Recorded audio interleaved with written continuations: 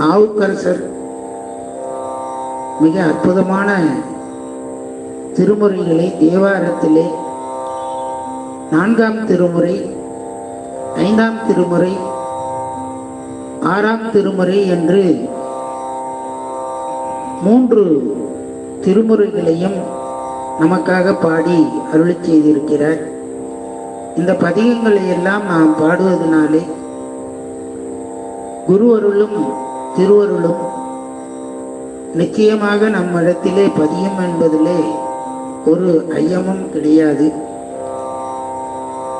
இறைவனிடத்திலே நாம் அன்பு கொண்டு இறைவனை நாம் பாடி மகிழும் போது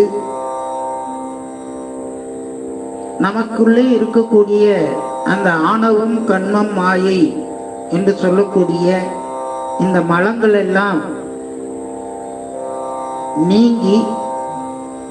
நீங்கி என்பதை விட அது ஒரு பக்கமாக ஒதுங்கி நிற்கின்ற பொழுது இறைவனுடைய திருவருள் சக்தியானது இந்த ஆன்மாவின் மீது படியும் என்பது அருளாளருடைய வாக்கு.